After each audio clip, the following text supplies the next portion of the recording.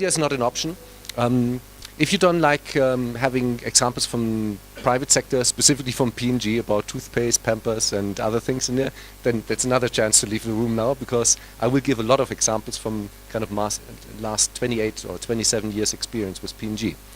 Failure is not an option sounds very serious in there, and coming from a business where you have Pampers and Always and washing powder, actually the impact of having of not being on stock is actually not as serious as if you have medicines and availability in there. So if you don't have the ARVs for somebody who is on treatment, it's a serious problem. TB, I learned, like one of the few things out of the medical sector that I learned is multi-drug resistance is actually a big supply chain problem in there, because people, if they don't get the treatment for the next round, they're actually going to be in a big problem in there. And this is, I think, where failure is not an option is true in there. At the same time, I would like to tell you, like, failure, you're going to fail. And that's one session, one that you will learn in this session is, like, you're going to fail. If you want to implement VAN, there will be moments where you're going to fail. And the trick is, and the thing is, I try to kind of prepare you what to do to be ready for failure and learn from it in there.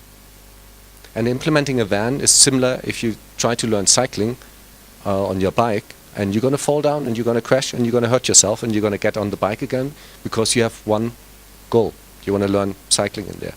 So there will be setbacks, maybe not failures, complete failures in there, but be ready. There will be moments, and I will point out some during the journey that we have in the next 60, 70 minutes on where I, based on my experience, know that you're going to be in trouble. Yeah.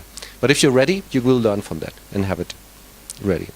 The other thing that I think of the last 2 days, you've heard it multiple times in there, it's people, process and systems, but the focus is really on people and process in there. So this session is actually more about people than anything, a little bit about process, and you won't hear me mentioning technology at all in there, because that's really what makes a difference in there. And you heard some examples over the last 2 days where people have the right amount of data and information, but they don't extract any value out of that in there. So it's people that make the difference.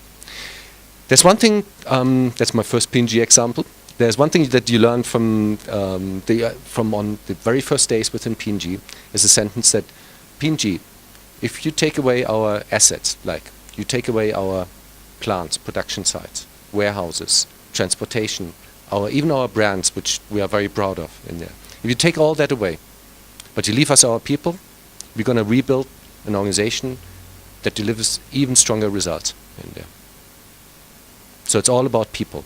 And that's why I think the next 60 minutes is about performance management in there, because you as people will make a difference on how you manage performance in there. But it's really people, people, people. P&G has one of the best supply chains in the world. We're very proud of that. We have it today, but we don't have it tomorrow, unless we improve. Unless we make improvements today, we will not have the best supply chain tomorrow. When I started with P&G, working in supply chain, which is a long time ago, as you can see, the objective for the supply chain was actually to deliver a full pallet of Pampers, one SKU, within the same months to retailer warehouse in there.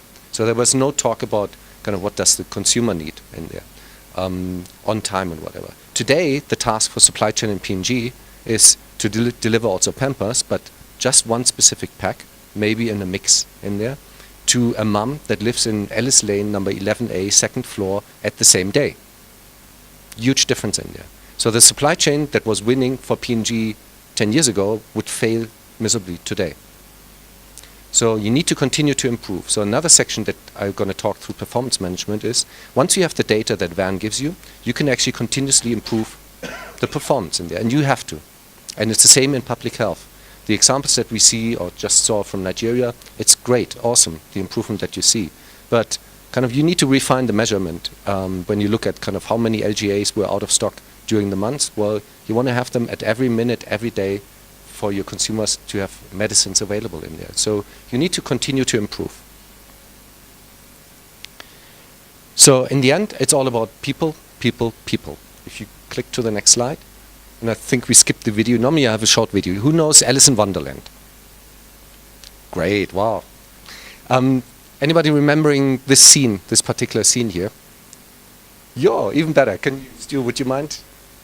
So Alice is wandering through Wonderland and is lost and is very frustrated, and she runs into the cat and says, I want to go, I need to go someplace. And the cat looks at her and says, well, where do you want to go? I don't know. Well, if you don't know where you are going, any road will get you there. Perfect in there. So what's the message for this session today? Any road will lead you to where you're going. And there's no one path.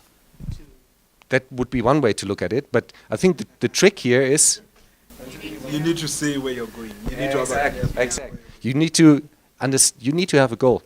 Very simple. You need to have a goal. You need to know what success means. If you don't know, well, you're certainly going to get somewhere, and if you only want to get somewhere, you actually every day going to be happy in that. But I think my interpretation as well, like from the conversation we've had today, every country has a unique context to it, that there's no blueprint that's going to apply to given countries, and thus.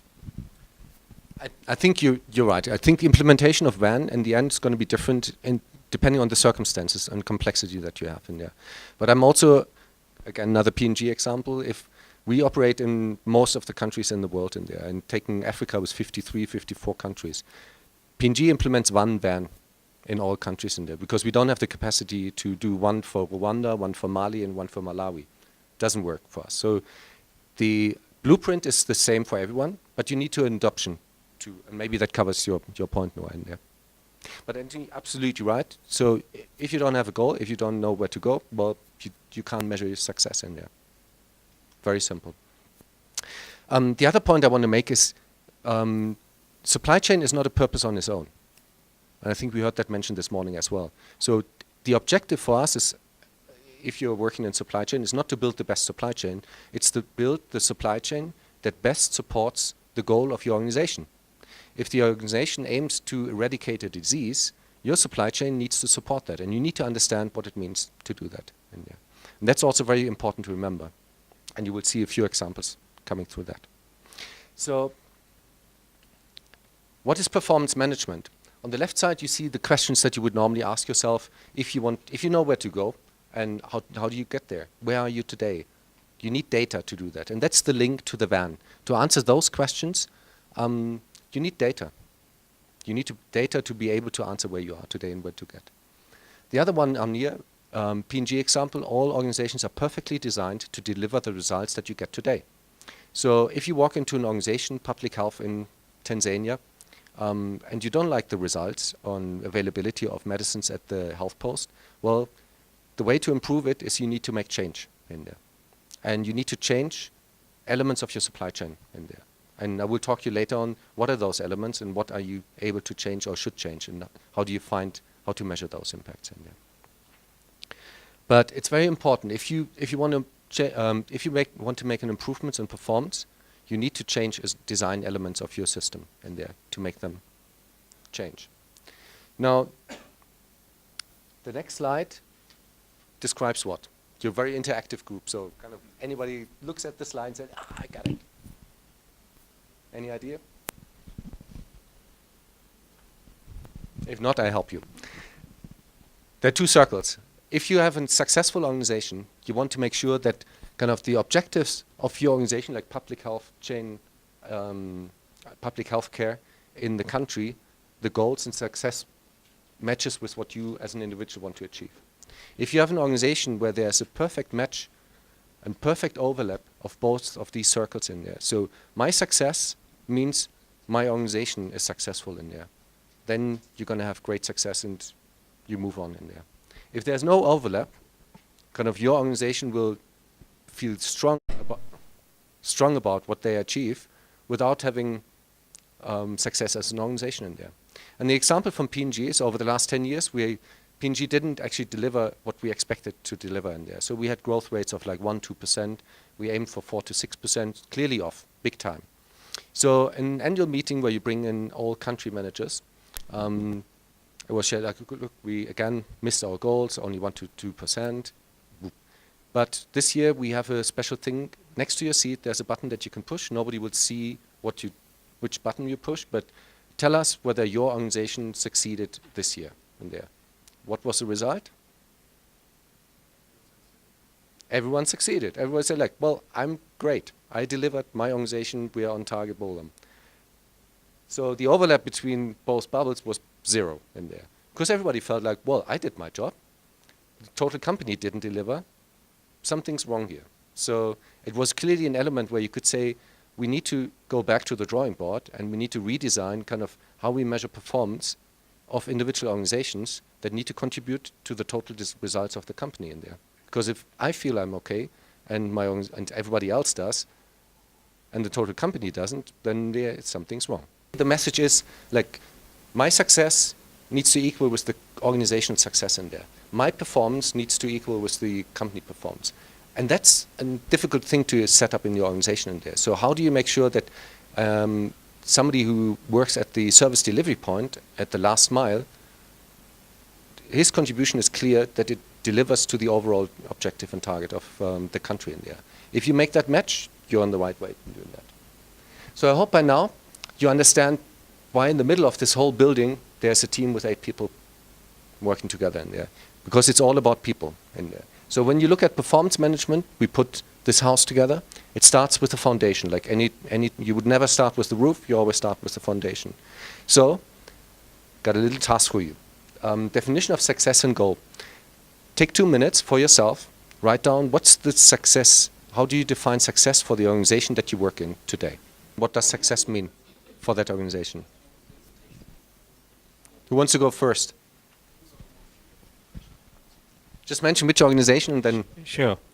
I work for one of the USAID's implementers, Global Health Supply Chain. So I was trying to think, if you're talking about supply chain in the global health or the international aid, I think the success is the same for everybody, right? It's more product for the money. You have your funding, the maximizing that's pretty much the success. Okay. Right? Initially I started with, okay, is OTIF a success factor? Maybe that's a criteria how to measure success. We're going to come to that. Yeah. That's a good point. So then, yes. so I saw that. Then I changed. So it's basically, getting more products, more commodities, with the money you have, the maximizing that. That's the success. That's how I define success. Okay. I think one learning as well is that if you can have that discussion with your team, you're going to be surprised on what comes out in there. Normally we do that with, you bring one country together and say like, okay, now tell us what does success mean for your organization if you all work for the same one. Normally you get 4 people, 4 opinions, and this is what we do in there. So it's a really good exercise. And only if you have the same objective where you want to get to, you actually have a chance to get there anyway. So yours is a good one. Maybe the next time you have a chance to bring that up in kind of a team retreat or whatever, it's a good exercise to have on kind of what it is. Because yours, kind of maximizing, kind of be most efficient, I would describe it in there, to maximize the product you can get for your money, for your buck, might not be the target and objective for the bigger organization that you want to get in there. So for a country, I think they're more looking at, yes, we want to have as much product, but we need to have it for the patient in there, so our availability. So. But there's nothing wrong and right. I think the important part is you need to be aligned on what the goal is. And within P&G, one of the first things you do when you come together as a team, you say, okay, now let's talk and agree on what's our objective. Why are we here? What's the purpose of us being here? I can see Noah wants to go next. No, and it's interesting because it ties right into his. I am from USAID Washington, and on our part, it's success is reduction of disease burden, and countries taking the lead and ownership and doing it for themselves. So it's the same avenue, but at the higher level, Absolutely. we are looking at countries Yes. taking ownership and disease burden. And that's perfectly fine. As you will see later on, you have different hierarchy of objectives in your organization in there. So there might be one like improve the overall health or eradicate a disease. To do that, we will ask one organization to kind of be most efficient in the way how you distribute the products in there, so we get maximum product, good quality to the patient in there. That's perfect. And you will get one down. OTIF would be maybe the next measure in there, and you will see that in a minute. Thank you very much, Noah. One more?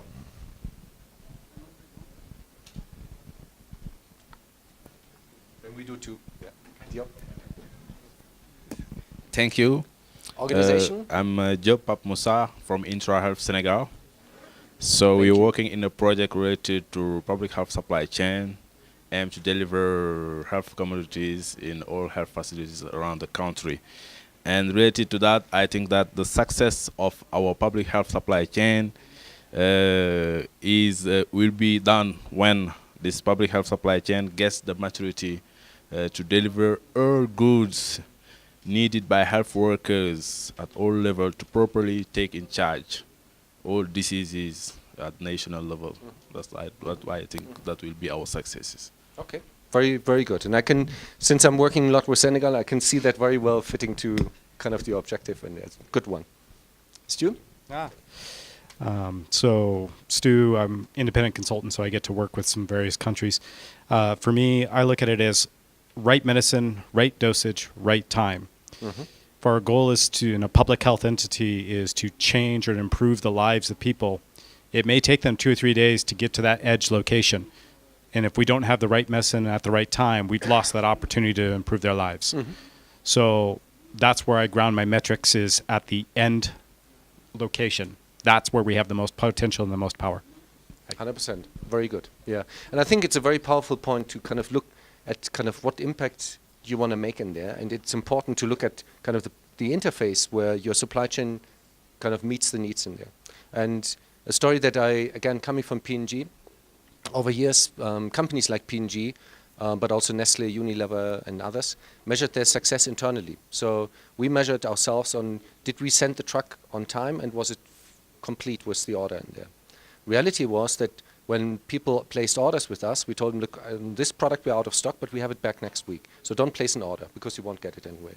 And we felt good, because we delivered 100% of the order. Fantastic. Until somebody came up and said, like, actually, maybe we should ask the customer to say, like, how many products he would like to order and how many we fulfilled in there. And suddenly we dropped from 99.9% to 95%.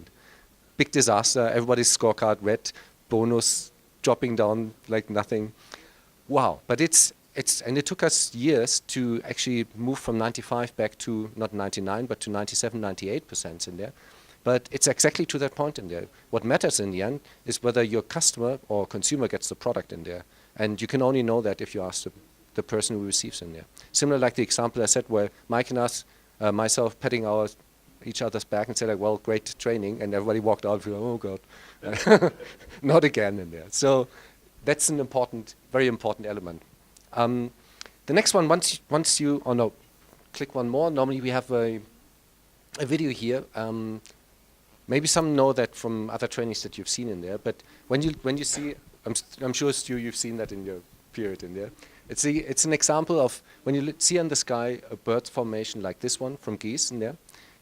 It's more than a nice picture. It's actually a great example of how to work together as a team. And the video, which we don't show, we're going to send you the link because downloading, unfortunately, takes a little bit too long. It's basically, they have different roles in their team in there to get success in there. They start rotating. The bird, the guy in the front needs to break the wind in there. A harder task, you can't do that all the time in there.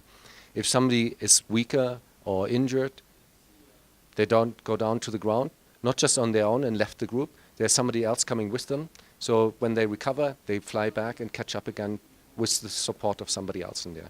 So the important part, if you're clear about your success measure in there and your goal, you need a team where everybody plays a role. You need to be clear about what is my role and how am I measured during that time in there. And it will be different depending on the role that you play in there. That's the story about the geese. So next time you see on the sky this formation, think of the story and maybe Google it and you're going to see it in there. So we got the foundation. We know what success looks like for our organization. The next way to get there is strategy. And essence of strategy is choosing what not to do. When I look at supply chain strategies from National Department of Health, the first thing I normally find is like, this is like a 100-page book on everything in there. And that's not a strategy. The best way to test your strategy is to take something out, an element, and check, will that strategy still deliver the goals that you have in there? And in a lot of cases, your answer will be, yes, it will. Then take it out in there. You need to get down to the essence of what your strategy is and how to get there. Within a commercial perspective, it would be like we launch a new product and we want to have competitors out there and we want to gain the highest market share in there, which means you need to reach a lot of consumers in your market in there. How do you reach many consumers in there? Normally it means you need to go through different distribution channels. You might have to go to a retailer, maybe to special drugstores. You need to go to kiosks in this country in there. Maybe you need to have a mobile van going around selling products in there. So there would be like 4 strategies. In high density urban areas, you go through kiosks in there. In rural areas, you do a mobile van going around there. In normal cities, you have retail stores in there. So you need to think of how do you break down your way from where you are today to where success is, and this is your strategy in there.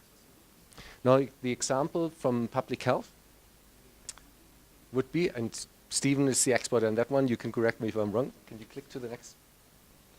So, test and treat, HIV, close to everybody's heart, I think, in there. On the left side is something that I would call is a success for the organization or even a vision in there. So from 12.1 million people that you treat today, you want to go to at least 20.5 in there. Big target.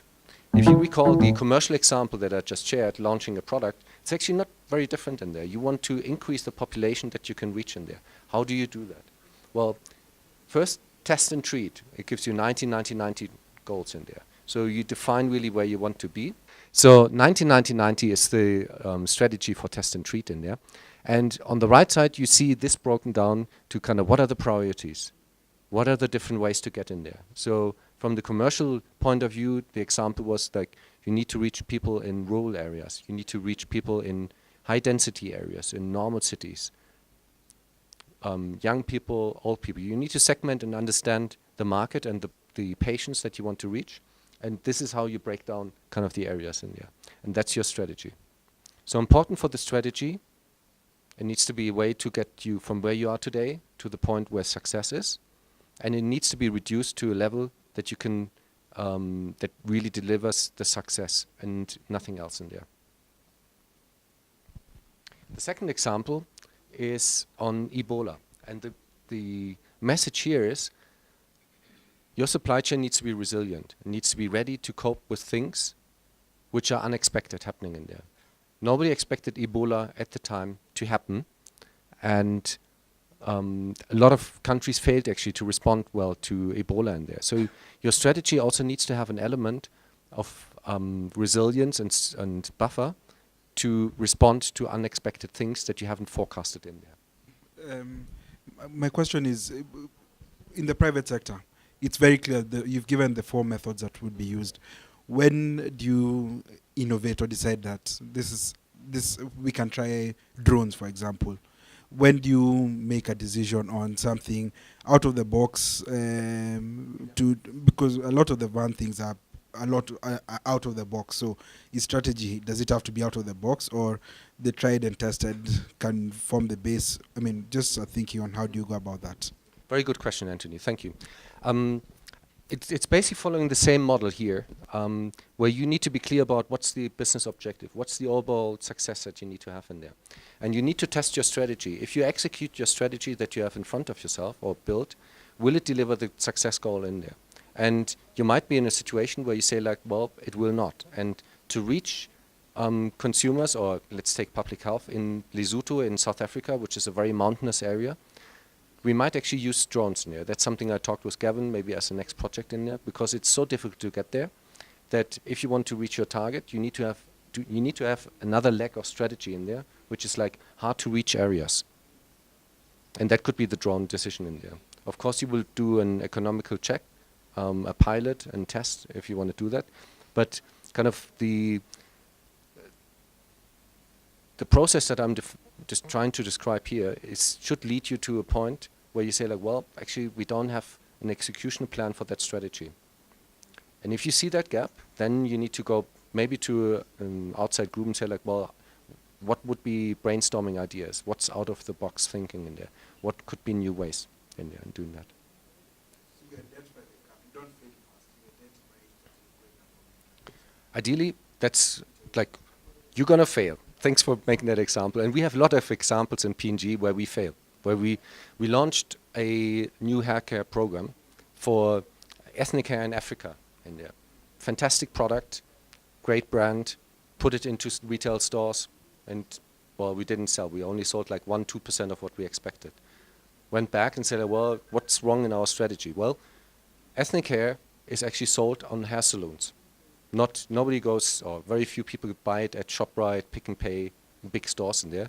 You go to you actually go to the person who applies that to your hair in there. And that's where you get it in there. That's where people trust the person to do it in there. Well, we completely ignored that. We failed.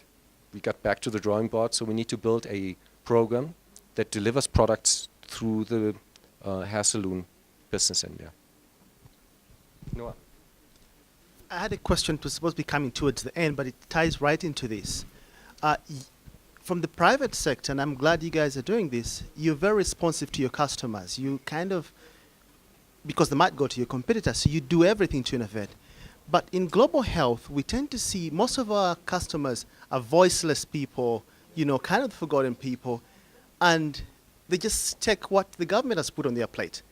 If they're going to prioritize malaria and maybe diarrhea is not going to be prioritized, and how can we re-engineer that thinking so that the upstream, out of empathy, but still be able to deliver the same service? I struggle with that, but I like what. I think we all struggle. It's a great question. I think we all struggle with that. And me coming from private sector, I also looked at kind of what can we do about it in there. And when you think of chronic medicine distribution system in South Africa there, the CCMDD program. I'm not sure who had a chance to join the field trip in there, or maybe you picked it up on Tuesday when the NUH talked, but one problem was that actually out of the 7.8 million people who should get treatment in South Africa today, only 3.4 get. And one reason is long waiting times. The places where you get your medicines are basically clocked up. If you need to pick up your ARVs this month, you basically lose a day of work, which is an equivalent of whatever, 250 rand, 200 rand, depends on what you work in there. And waiting time in there and frustration in there. So one thing that Gavin and his team picked up there, our strategy to reach 7.4 million, we need to find a different way of getting medicine to the voiceless people in there who basically sit there and have no choice, and that's the only way to get it in there. To listen to that voice, I think you need to be in sync with your target, sorry for using commercial language, but with your target audience, with your target consumers in there. What P&G does a lot is when we launch a product and want to be successful, we go out and do focus groups. So basically you talk to people, bring a group together of people who have HIV, and don't do it here in Sandton. Go out, talk to people in Alex, in Soweto, in Diepsloot, and listen to them on kind of, do you get your medicine? What is the problem? Why are you not on treatment? Are you tested? And I think the self-test for HIV is a new strategy. It's groundbreaking, and it's exactly to get test and treat. How do you get 7.8 million? Half of them are maybe not tested, and that's why they're not on treatment. Well, they won't see a GP to get tested in there, but maybe they use a self-test available in there. Next question that people came up and said, well, how do we distribute HIV self-tests in there to reach the people who have no voice in the country in there? So what's the best method on handing them out for free, for example, in there, to really encourage people in there? So this is, I think, the way. It's not easy. Commercial sector doesn't do it well all the time. And the hair salon business example that I had is we actually didn't listen to the people. We felt like, well, we do Head and Shoulders, we do Pantene, we can also do ethnic hair care. And we failed. And we learned from that in there. Got 3-4 questions. By the way, I'm so happy about questions. So it's not really a question for me. It's just a comment to add to what you just said to answer his question around the voiceless people that are out there who may not be heard. I think what we had, I learned that I really liked with South Africa is that they have very strong civil society that actually speak out for those people out there that unable to. And I think one of the important things is that in countries, some countries don't have such a strong civil society and media that brings out these issues and actually make their government accountable. So it's important to perhaps identify these civil society organizations in the countries and support their advocacy work, so that the government has somebody that they are accountable to, and the issues are brought up, and so that they are redirected around where their priorities are. Absolutely. Stephen, I think you wanted. Sure. You can keep yours. Also, a comment, just interacting with this idea of how does strategy and sort of patience play, right? I think one thing that's interesting to me is that when we think about strategy today and strategy in the past, right? The idea of strategy coming from military strategy and sort of how to win a war and how to beat an army, and competition, right? So we're not competing against our patients. We're also not competing against, hopefully, other organizations, but we are competing against particular problems, right? We are trying to defeat HIV or to defeat Ebola or to succeed on access to reproductive health, right? So when we think about strategy and how to win that way, that may also help us reorient how we do that. And in order to best decide how to do that is also how we have data that helps us decide, is our strategy working or not? Thanks. We've got two more quick ones. Oh, I mean, just for paucity of time. So I'm just thinking to link the strategy discussion with the existing templates in public health, because people sometimes tend to reinvent the wheel. So the strategy that you're discussing about, it's a kind of a STP, segmenting, targeting, positioning your product to target clienteles. So already we have kind of a periodic intensification of routine immunization in the vaccine world. So whereby you actually target the people without voices, I mean, who are missing out. You have SOS, you have the modules from WHO, sustained outreach services. So you have these remote populations, inaccessible populations, tribal communities where you don't reach regularly, and maybe the scale itself is doesn't encourage, regular periodicity of services. So you have to make special plans for them. You have this underserved strategy for, say, refusing pockets who are actually not in acceptance mode to receive your services because of some deeply held beliefs or faiths. So all those templates are there actually, but it's just to thinking through them and linking back to this strategy discussion may help some of the clarities. And I completely echo her views that a strong free media and the NGO activism, which Sen has repeatedly mentioned in his welfare economic discourse, citing examples of Bangladesh and even other smaller countries, can help in accountability of the governance. Yeah. I think this has been a really rich conversation that you've pulled forward in things that we can borrow from the commercial world. One of the powerful things is, how do we do our strategy refresh? How do we update and evaluate what is success and what is happening? In the public health space, I don't know that we've done that good enough, and that there's something there that we can really learn from. How do we refresh and reevaluate the value chain all the way up and through these spaces? How do we leverage these but make these more living elements? Even though public health challenges are decade-long problems, we can certainly do that in a different way. That's a great point. And there's a methodology that a commercial company like P&G would use to improve that. No, my only... Mhm. I was just making a short comment because Mark? one of the challenges that we have is actually what is the supply chain department? What do they do within our own organization? And one of the things when you're talking is very clear that P&G has a supply chain focus. They recognize the supply chain department as being a decision-making body. And when we talk about strategies and everything else, one of the challenges that we have is that it's often being done by somebody else, better and for a longer time, but in a different focus. So just a question is sort of when we build the supply chain, the strategy, etc., what are at the outset do we need to do in terms of, let's say, external stakeholders?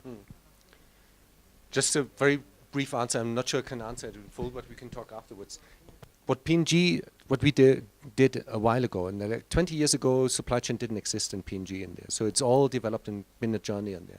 But at some point, we realized in what Stu described in kind of a refresh of our strategies that we're not achieving what we wanted to achieve in there. And we realized that there's a gap on supply chain and we need to improve.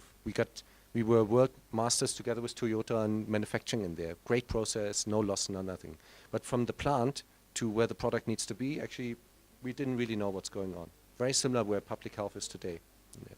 So it needs to come from this level here, where you look into what's success, what do you get today, and there is a gap, and what are the things that are missing in there.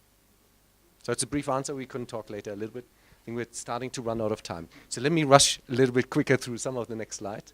Once you have a strategy, data becomes very important because you can only measure, or you need to know whether your strategy delivers you actually closer to your target in there. And if you go from A to B, you know, like you're maybe 3 miles away, 2 miles away, 1 mile, you know you're on track. But if you click to the next slide, please. Thank you. The one thing that you will discover, and I think we also heard this morning, is there's a difference between data, information, and knowledge. And there are some places where actually you have a lot of data. And I heard this morning Tanzania as one of the examples. Rwanda would be another one, where actually you have a lot of data in there. And great, you achieved it. You got data acquisition systems, loading up information. Doesn't move the needle. Nothing's improving in there. Because you miss what we call VAN, where you take the information, put it into a process that allows you to make decisions and changes in there. And that's the difference between having lots of data and knowledge. It is a journey, and I think a lot of organizations, and again, this morning I think from USAID, Tanzania I heard it, they get paralyzed by amounts of data they generate in there. It's a nice problem to have, because once you have the data, you can actually start to dissect and understand what your problems are and go the next step to solution. But it is a big problem. And based on my experience, that's maybe the number 2 where you can trip and fail as an organization implementing VAN, is because you implement a process to extract data from your supply chain, but you haven't got a process to deal with the data and make decisions. What you need to do on KPIs, and we had some examples before, kind of you need to start to break it down from your overall level, and we had the great example, I think, from USAID down to a country level, down to a health post in there. So you might start when you want to improve your availability and access to medicines in the country and get it to 95%. You need to focus in your strategy on certain elements in there. And that could be last mile delivery, demand and forecast management, putting LMS and VAN in place in there, warehouse management. There are lots of areas in there, and you need to, with your strategy, be focused on kind of the 1 or 2 things that give you 80% for the 20% in there. Once you identified those, you need to put measures in place. And measures could be kind of how many of your SKUs are below, within a range, like min-max level in there, below or above target in there. So that could be one measure to get you there. Replenishment. If you agree in your strategy and your process that you have weekly replenishments, do they happen weekly at the right time in full? So the OTIF measurement in there. You need to go 1 level down from the warehouse. If you have the district to SDP, you need to define target at the SDP. Do they do their stock count? And we had a great example I felt this morning from Nigeria, where they have a very well-defined process on like Friday between 9 and 5, you do your stock take and you communicate it to the national level in there. And this is what you need to measure as success, for example, for an SDP in there. Don't measure them on whether they're in stock or not. Start to measure them if they enable you to manage your system. Is data available in there? The other thing on data availability to mention is what also happens quite often is the next thing that you can trip and fail on is if you measure your organization on whether you're red or green in your SDP, very quick you're going to get to which color? Green. Because human behavior, like if you're red, you're going to get a call next Monday and say like, what's going on? Like, and you're doing something there. And so naturally people will start to tweak data in a way that kind of, we might not have the product, but it's on its way, so we put ourselves green in there. Reality for the patient who comes and wants to have the medicine, you can tell them, come back tomorrow, you get it in there, but you're not in stock in there. So you need to measure behavior. I think that's something that you mentioned later as well. Yeah. So before I close, just one more slide. This is the dashboard that Gavin Steele is using. You can go to the next slide. You see Gavin standing there at his dashboard. Similar to what we heard from Nigeria this morning. Monday morning is what Gavin calls the ward round. And I'm sure everybody's familiar with the expression of ward round. Basically, you go to a patient, you have certain doctors or pharmacists together with you. You clearly define who needs to be there. You clearly define what data you want to have, and you check in your patient. What Gavin does, Monday morning, like you 4 need to be in the room we need to have this data filled, and then we look at it. The meeting starts with the action we agreed last week. So before you look at any information that you received today, you're going to check whether you delivered actually the action that you committed to last week in there. Promises made, promises kept. Culture in your organization in there. If you can't establish that, you will get nowhere in there, because you will look at data, agree action, nothing's going to come on out of that in there. So if you start the meeting with like, okay, we agreed these 5 actions, have you done them? If not, we got a problem in there. And the next one only is then look at red, green, do we have a problem? What's the root cause? Define the action for next week in there. And the way to measure success on that, the KPI would be, well, is everybody in the room? Do we have all the data? Have we completed the action? This is the way to look at it. Don't measure whether you're red and green and you are a target. Too early. Comes later. Initially, measure these in-process measures in there. I think with that, handing over to Mike. There's one question on here that's of value to take some time to fill out in this session, and then we'll move very quickly through the rest of the presentation. And that's question number 2. Spend just a few moments writing down 1 to 3 main KPIs for your organization based on your definition of success. Does anyone want to share briefly 1 or 2 measures that they created? Thank you. In our national supply chain, what we aim to reach as a global goal, as a first goal, is at least 95% of products are available in all health facilities around the country. This is one key performance indicator. And the second important key performance indicator is at least 9% of costs due by health facilities are recovered totally by the PNA every month, but it depends on the self-financement of the chain. Thank you. Very good, thank you. We'll go ahead and go through the next few slides in our presentation. So we've just completed the foundation of our house. So you've seen the importance of defining success to influence your strategy, to then inform what type of data do you need to be collecting to translate into information, and then knowledge. Once you do that, you're able to create your key performance indicators, your KPIs, and you're visually going to show those, as we saw in the South Africa example. Those are your foundational building blocks of a performance management system. And if you set that foundation, you're going to start to differentiate your supply chain and set yourself up for success. But that's only half. The pillars of our house are engagement and action that are going to enable improved supply chain performance. So we're going to talk about engagement now. So this engagement, every member of the team, from the national level all the way down to the health facilities, understand this definition of success. They've contributed to the definition of success. They've contributed to the KPIs, and they've been engaged to fulfill their role within the supply chain. From the forklift drivers in the warehouse, they know how they contribute to success, to the public health goals. And they have ownership. Once they know their role, they can have ownership of that role. And as Martin said and some other members have said, when you evaluate performance of the employee, it's not based on the result.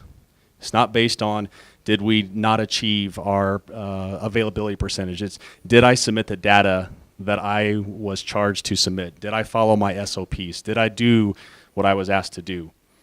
That's the performance evaluation of the employee. Now the result, if the result is not 95% like we heard, that then triggers action. So the second pillar is our action. If we're not achieving 95% as our main goal, then that triggers system improvement.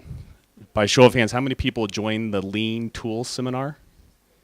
So about half of us. So you learned about some of the Lean tools. You learned about process mapping. You learned about how to view your supply chain as a system and how to initiate improvement when you are not meeting your results target. And it's also a leadership tool. So the leadership from the national level to the health facility, they understand what success looks like, and they can help coach and they can help develop each member of the team. This picture here is a picture of the performance management system at Toyota. So I spent the bulk of my career at Toyota, And the key point for this visual, just like the NDOH example, is it's a physical presence. It's posted in the work areas, it's on the walls, and you have daily, weekly, monthly meetings to review performance. So like the example for 95% availability, you would have 95% availability as your highest level target. Then you would break that down one level, and you would break that down by commodity. 95% available for my vaccine commodities, 95% available for my family planning commodities. And then you would also break it down by geography within your country. So you start to break down and understand, where is my performance across the country, and where do I need to focus improvement? And this is the hierarchy that the KPI management tool is based on. And you'll notice, you've heard many times this few days about the plan, do, check, act mentality. This exists here in the hierarchy as well. So you have your strategy. You know what success looks like. You then create your main KPIs. What are those highest level measures that are going to be indicators of achieving my strategy? So 95% availability of commodities. You break that down one level further, and these are going to be indicators that will help you achieve your main target. And that's where you break it down by commodity, you break it down by region, you break it down by the various levels within your country. In this bottom section here, so the main KPI and sub KPI are all output measures. They're results of how we performed in the supply chain. This do, part of the plan, do, check, act, this is the process level. This is where you start engaging your team members or your employees. How are they doing? Are they submitting their data on time? Are they fulfilling the SOP requirements? And you can follow up and check on that process as well. Are they doing what they said they would do? These are the drivers of continuous improvement. These are the drivers of continuous learning. This is where you start to bring in the elements of developing your employees. And then just real quickly, this visual here really shows you that this is a national performance management tool. So you start out with your country strategy, which informs your national, your districts, your health facilities. So it's this cascading down of strategy and this building up of results. You have your foundation, you have your employee engagement, you're taking action based on what the results are, you're doing that together as a team, and that's going to prop up the roof of improved supply chain performance.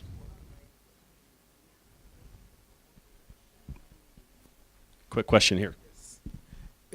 Just one slide back. So in all this, it seems you're going up to improve supply chain performance. During your engagement and looking at your action sub KPIs, it's still not working. When do you ever come back down to either your strategy, your data, your KPIs? Is it during the engagement, during the action, just to, yes? That's a great question. So this tool is living. This tool is an ecosystem. It's got many parts.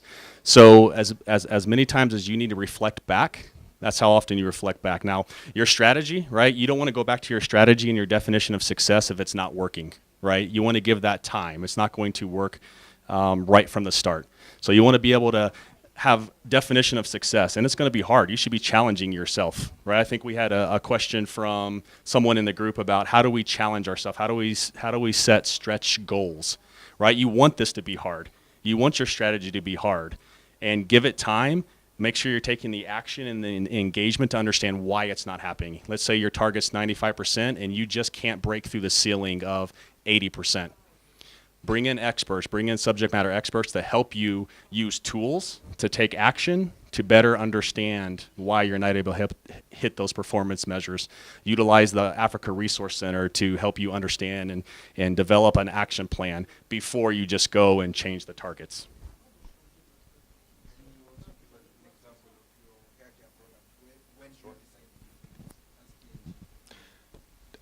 Normally we have a review process on an annual basis where we look at our fiscal year results going back and we check whether have we been there. So it's plan, do, check, and on an annual basis. But I think your example as well, if you as a team in the process and you have a monthly review process as well, where you also do checks in there. But it really depends on the situation. For a launch, you define actually that after start of shipment, 6 months later, you have a review process, and you expect to be on a certain glide path in there. And if you're off track, you go back to the drawing board and do that. Just quick question. So, how many KPIs did you have in P&G, and how many did you have in Toyota? Not the sub ones, not the process ones, but sort of higher level supply chain KPIs. Yeah. Okay. So this visual here, this was for our manufacturing facility, 5,000 team members, building 1,500 vehicles a day. And these were our main KPIs here for safety, quality, productivity, training, and cost. And for each one, they had 3 to 5 for each component. So 1 for safety, or 3 for safety, 3 for quality, 3 for productivity, 3 for training, and 3 for cost. So very few. And I show you, the last slide is actually looking at P&G. Merci. Une dernière question, c'est tout juste pour dire qu'il faut jouer avec les mots. Il y a un facteur que j'ai pas vu. On dit la performance, mais la performance est maintenue dans le temps. Est-ce que s'il y a un facteur externe où on voudrait changer de stratégie, on ne parle pas de robustesse de la chaîne. Robustesse de la chaîne, c'est quoi? C'est allier performance et adaptabilité. Par exemple, Toyota, si éventuellement on voulait changer ou bien on voulait intégrer une autre dimension, que la chaîne continue à être performante. Donc, c'est ce que je vous dis. Merci. My understanding, and correct me if I'm wrong, you want to translate, Beatrice? Yeah. No, if I rephrase the question in English, you need to make some additions. If you're not on track and you don't deliver the results, would you add a different KPI to get you back on track in there? Can you translate the question?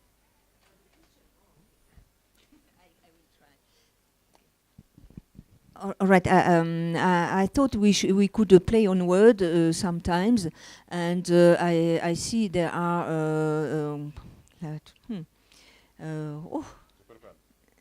performance, time, and factors of performance. And would there be a strategy where we can put together performance and adaptation? And if we could make some change, then could we add what? Strengths or strengths, solidity, what? Stu, do you have an answer?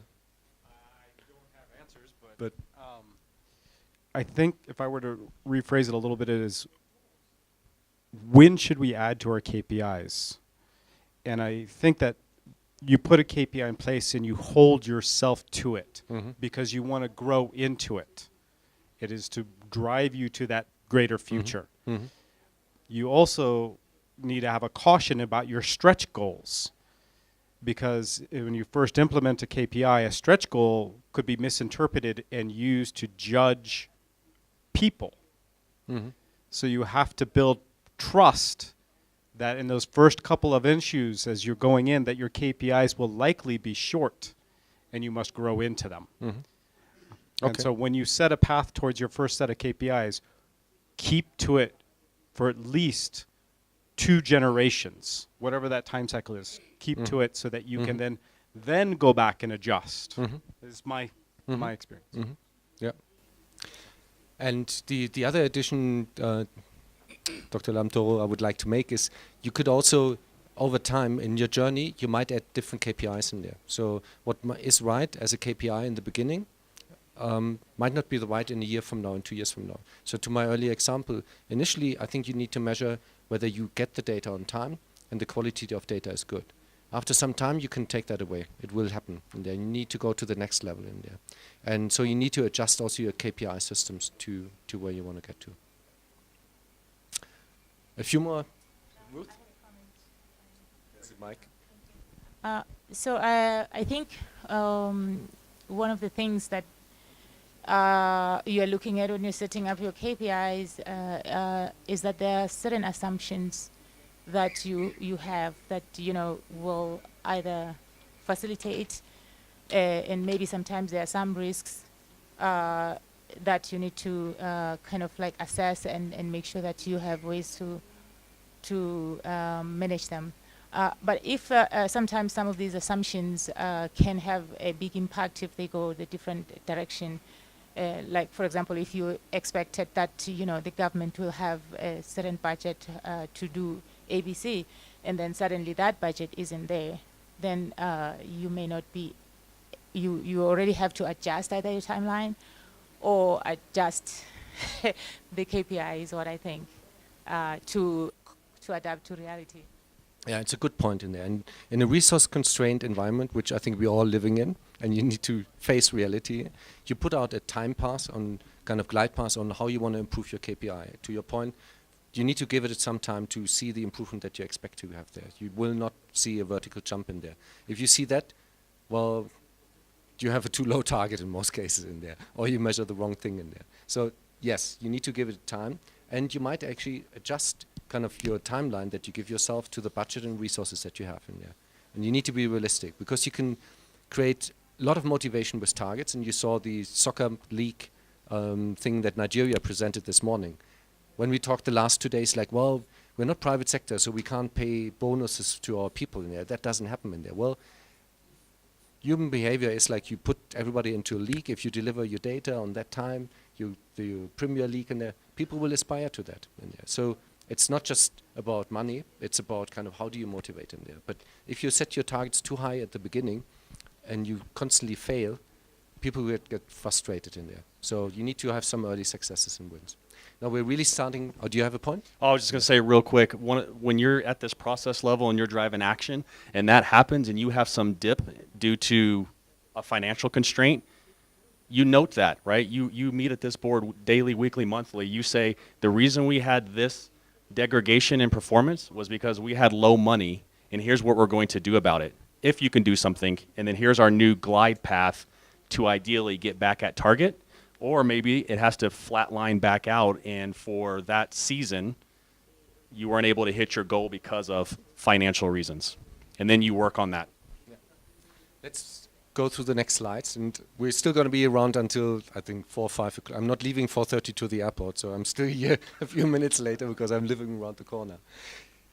I think another point came up in there. How do you set really stretch goals in there? How do you renew your process? Well, remember that sentence. All organizations are perfectly designed to deliver what you get today. That's so simple, but it's so meaningful in there if you unpack that in there. So if you arrive at the end of your cycle and you realize, I have not achieved what I want to achieve, you need to look into, can you click to the next slide? There are 6 elements that we in P&G look at if we are not there. And there's a defined process to go through this renewal in there. You look into your work systems, like the daily management work system that we had in there. You look through capabilities, is training needed? Structure, big piece in there. Structure, my example would be when I worked in public health, you see availability level at service delivery points very poor. You talk to the person who owns Central Medical Store, PNR, and they say, like, well, I don't have a problem. I'm on stock. I got actually 2 years stock sitting on average in my warehouse in there. Well, overall system, you want to be on stock 95% in Senegal. What Senegal did is actually they said, like, well, you as Central Medical Store owner, your responsibility is to be available at the service delivery point in there. So you need to change your structure. If you change it, suddenly you will see that people feel responsible to get their stock not to 2 years at the Central Medical Store, but to be available at the service delivery point. So you need to change structure. Decision-making process, information, reward system. So if you don't get the results, it's not about push your people harder to get better results. That doesn't deliver anything. That actually creates a lot of frustration on me. The way to look at it is get everybody together, look at the data, and together define on what are the areas that not work and improve on those. One more. Example, high jump medal winners in there. So you see at the bottom a timeline from 1900 going up to almost 2000. So at 1900 it was good if you jumped like 1.6 meters high in there. To improve, it was not push people harder, build more muscles or get drugs and whatever into your sports guys, but change the method. So to my point on the 6 elements in there, you need to change the way how you approach your targets in there. You need to design a different system to get there. And then you have a chance to improve. And that's where you get like almost 100% improvement over the years in there. Next slide. Well, constant learning, again, this is a methodology that comes out of Toyota Production Systems. One important element, number 2, I would point out, is benchmarking.